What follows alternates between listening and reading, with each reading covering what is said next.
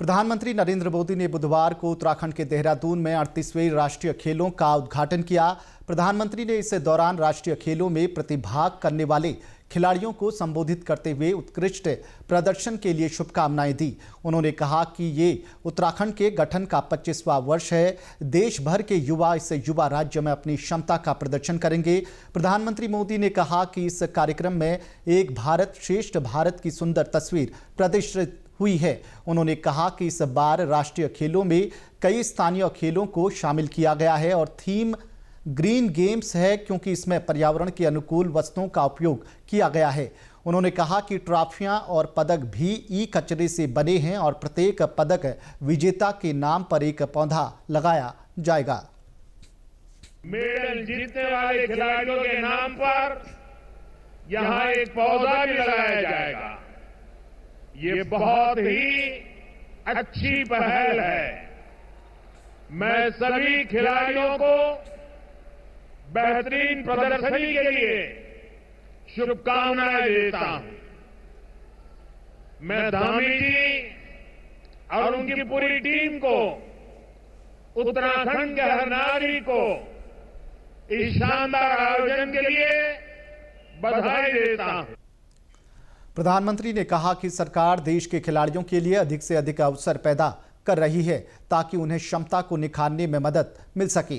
उन्होंने कहा कि भारत 2036 ओलंपिक की मेजबानी के लिए अथक प्रयास कर रहा है।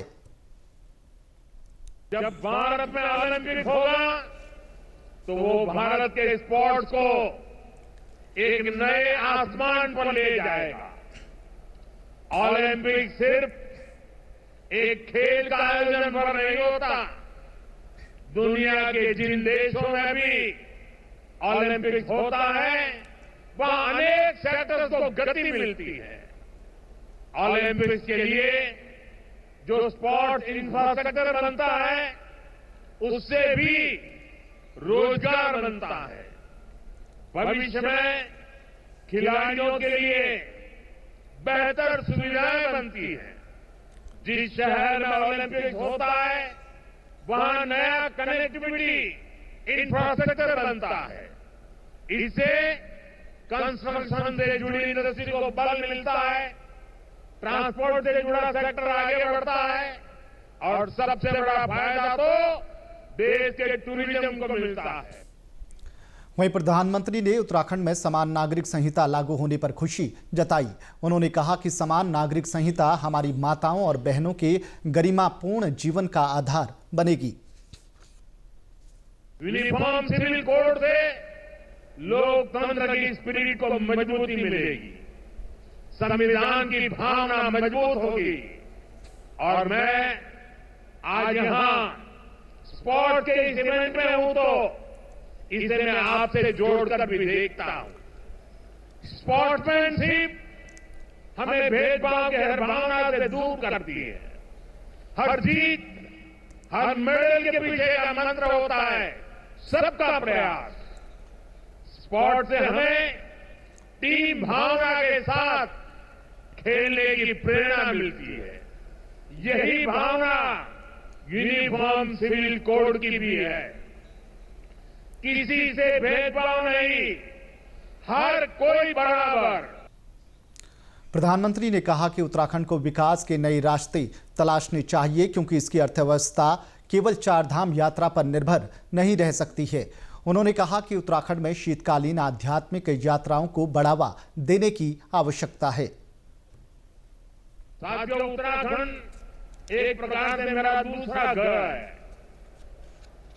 मेरी भी इच्छा है कि मैं शीतकालीन यात्राओं का हिस्सा बनूं।